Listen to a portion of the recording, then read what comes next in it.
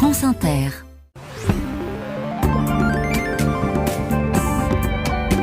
지난달 14일 국회에서 탄핵소추안이 Et c'est 가결돼 d'abord en Corée du Sud que nous sommes avec une augmentation de salaire. Et pas n'importe lequel, celui du président de la République, Yoon Suk-yeol. Sa rémunération va augmenter de 3% cette année, au même titre que celle de l'ensemble des fonctionnaires sud-coréens. 14 416 € désormais, soit 400 € de plus par mois. Ce n'est pas rien, sauf que, pourquoi en parle-t-on ? Eh bien parce que Yoon Suk-yeol est suspendu de ses fonctions depuis un mois maintenant, depuis qu'il a tenté d'imposer la loi martiale pour faire passer son budget.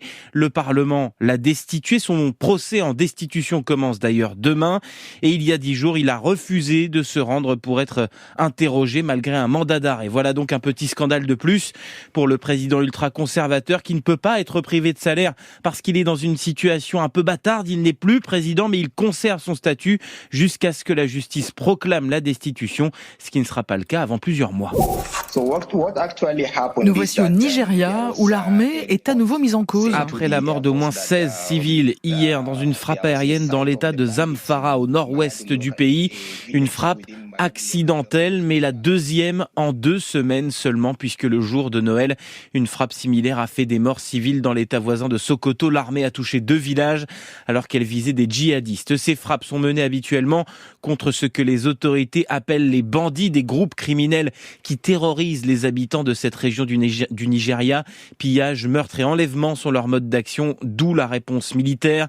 Hier, les habitants venaient justement de chasser les assaillants de leur village. Quand l'avion de chasse les a bombardés, des dizaines de blessés graves n'ont pas accès aux soins, selon Amnesty International, qui demande l'ouverture d'une enquête aux autorités nigérianes. Et puis nous sommes au Brésil avec un sauvetage. Oui, heureusement qu'il était là, Bruno Lobo, ce kitesurfer demi-finaliste des JO de Paris, s'entraînait au large d'une plage de São Luís dans le nord du pays. Alors qu'il file sur sa planche tractée par une voile, il entend des cris.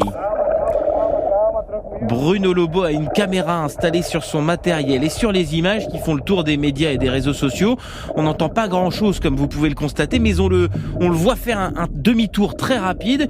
Une fois arrivé à hauteur d'une femme qui est manifestement en train de se noyer, il se met à l'eau pour qu'elle s'accroche à ses épaules. Puisqu'il est en kite, il doit donc garder une main sur sa planche pour ne pas qu'elle file et continuer de tenir sa voile avec l'autre.